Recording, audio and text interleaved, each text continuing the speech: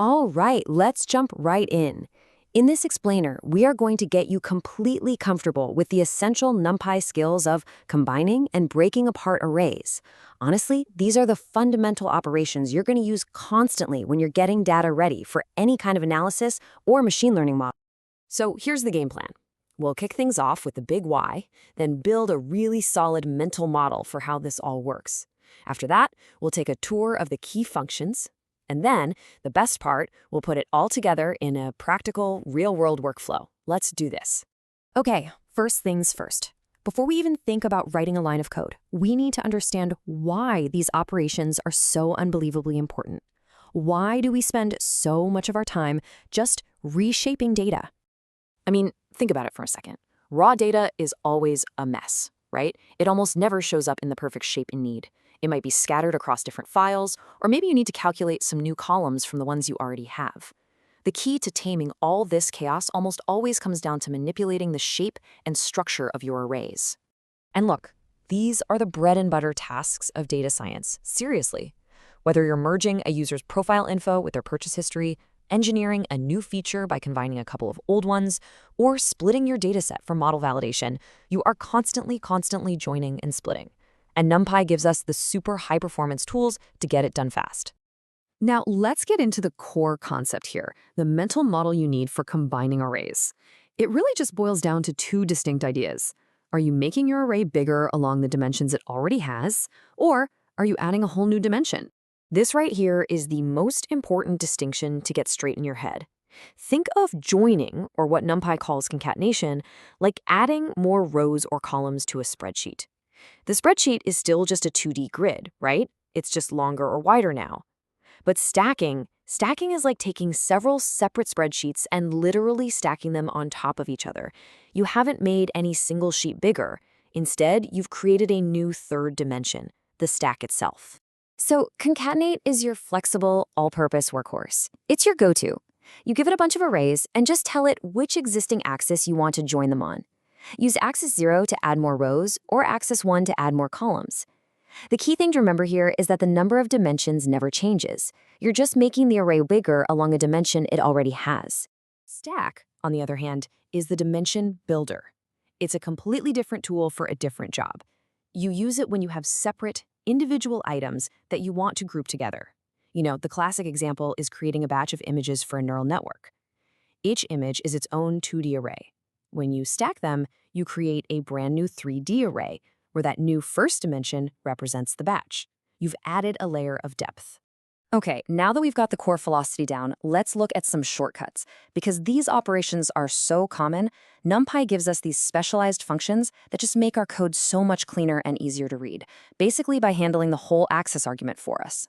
Now, this is where things get really interesting, especially with how these functions behave with simple 1D arrays. For 2D arrays, it's pretty intuitive, right? Vstack stacks vertically, hstack stacks horizontally. Easy. But check out what happens with 1D arrays. Vstack turns each one into a row in a new 2D array. Hstack just smushes them together into a longer 1D array. And then there's column stack. This one is a real gem. It treats each 1D array as a column, which is exactly what you need when you're building a feature matrix from a bunch of individual feature vectors. Okay, let's talk about a common pitfall. This is probably the single most frequent error you'll run into. You have a 2D matrix, let's say it's shape 5,4, and you have a simple 1D vector of shape 5. You try to join them, and boom, you get this error. And it's because NumPy is telling you, hey, I can't join a 2D thing with a 1D thing. And the solution is actually pretty brilliant. You've got two great options. The manual way is to force that 1D vector to become a 2D column vector. And that's what that funky b square bracket none syntax does. But the even cleaner, more readable, and frankly better way is to just use np.columnStack. It was literally designed for this exact situation and handles that 1D to 2D conversion for you automatically. So much cleaner. Excellent. So we've totally mastered combining arrays. Now it only makes sense that we explore the inverse operation. How do we break them apart? This is just as important for things like creating training and test sets or separating your features from your labels. Okay, so the difference here is all about reliability. NP-split is, well, it's strict.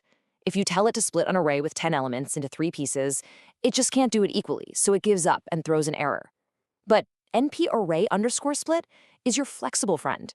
It'll do its absolute best, giving you nearly equal chunks without crashing your program. Honestly, for most day-to-day use cases, array_split is just the safer, more robust choice. And here's that exact problem in action. We've got an array with 8 elements, right? And we try to use np.split to break it into 3 parts. But since 8 isn't cleanly divisible by 3, the whole operation just fails with a value error. It's predictable, sure, but it's often not what you actually want to happen.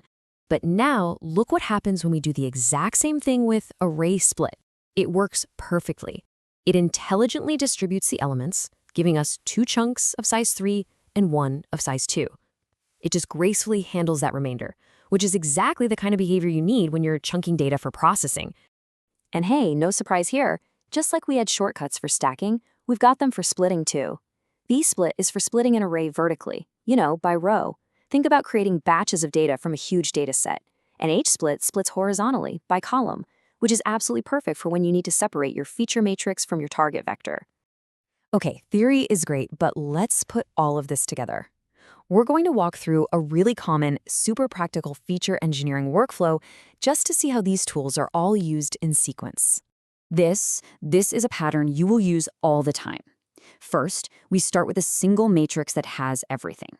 Then, we use slicing, which is really a form of splitting, to peel off our features, X, from our target labels, Y. Next, we do some math to create a new feature. In this case, we're just summing the existing ones.